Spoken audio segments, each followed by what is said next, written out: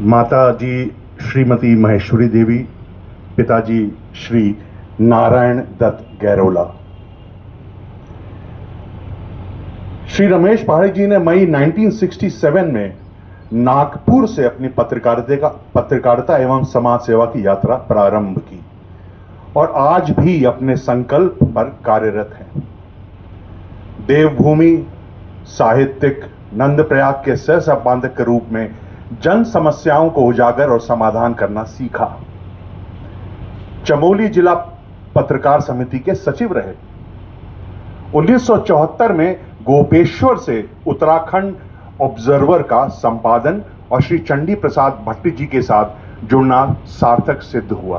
और लेखन इनका हाईलाइट है, इनके हाई पॉइंट्स। 1977 में गोपेश्वर में उत्तराखंड संघर्ष वाहिनी, जिसने चिपको आंदोलन में अग्रणी भूमिका निभाई, उसकी स्थापना जी को एक स्वतंत्र, कर्मठ, निर्भीक और 55 वर्ष से अधिक पत्रकारिता के माध्यम से समाज सेवा के लिए, चिपको आंदोलन में एक संघर्षपूर्ण भूमिका के लिए, महिला सशक्तिकरण, युवा मार्गदर्शन, सहकारिता में योगदान के लिए वर्ष 2025 का पंडित भैरव दत्त धुलिया पुरस्कार प्रदान करता है।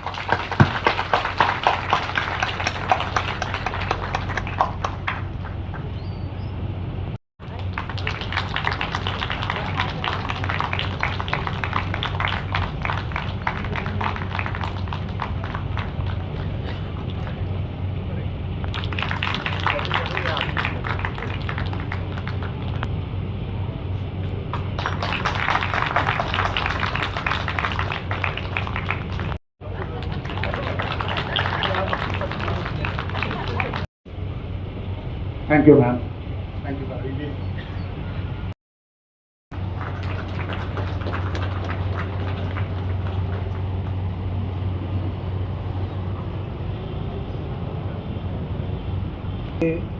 इस कार्यक्रम की मुख्य अतिथि हमारी बहन रितु खंडूरी जी, इस आयोजन की मुख्य सूत्रधार बहन श्रीमती सुमित्रा देवी जी और सभी उपस्थित बहनों और भाइयों, मैंने जब अभी 4 मई को मुझे एक फ़ोन आया कि इस वर्ष का जो पुरस्कार है वो मेरे नाम हुआ है और ये सर्वसम्मति से इस चयन समिति ने तय किया है, तो मुझे सहसा विश्वास नहीं हुआ। तो मैंने अपने मित्र शेखर पाठक जी को फ़ोन किया। नहीं, उनका फ़ोन आया अचानक ही, उसी समय मैं सोच ही रहा था, तब तक उनका फ़ोन आ गया कि भाई साहब बधाई है और आप तो मालामाल हो गए। मैंने कहा भाई कैसे? तो उन्होंने कहा कि ऐसा ऐसा निर्णय हुआ है और तो ये मेरे लिए तो बड़ी रकम भी है और बड़ी बात भी है।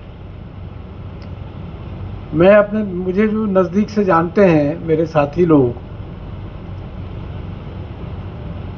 वो उनको मालूम है कि मैं पत्रकार नहीं हूँ। मुझे तो 2 मई 1967 को, 1 मई जो श्रमिक दिवस होता है, मई दिवस, उसका समाचार बनाने के लिए कहा गया और उस समय न मैं अखबार के बारे में कुछ जानता था, न समाचार के बारे में, न मैं पत्रकारों के बारे में कुछ जानता था। तो मैंने कहा भाई मेरी समझ में नहीं आ रहा, आप क्या कह रहे हैं ये? तो उन्होंने कहा, तब तक वो मेरे गुरुजी, मैं नाइट कॉलेज में पढ़ता था, जवाहर नाइट कॉलेज नागपुर में। तो मुझे हिंदी जो पढ़ाते थे, एक अवस्थी जी थे गुरुजी हमारे, वो किसी भारत सरकार के उपक्रम में वहाँ थे और शाम रात को वो जवाहर नाइट कॉलेज में पढ़ाने आते थे, कुछ अतिरिक्त आमदनी हो जाए इस लिहाज से। तो वो वहाँ बैठे थे। अरे उन्होंने कहा तू घबरा क्यों रहा है, तू तू बैठ, यहाँ पर बैठ, मैं तेरी हिंदी अच्छी है और मैं बोलूँगा और तू लिखेगा। तो मैंने कहा गुरुजी ये तो हो जाएगा। तो उन्होंने बोला और मैंने लिखा। जब तक मैंने वो समाचार लिखा तब तक उसमें मेरा नाम नहीं था, लेकिन दूसरे दिन जब अखबार छप के आया तो मेरा एक मित्र था, वही कम्युनिस्टों के साथ उसकी अच्छी मिली भगत थी, तो वो अखबार लेके आ गया, अरे तू तो नेता बन गया रे।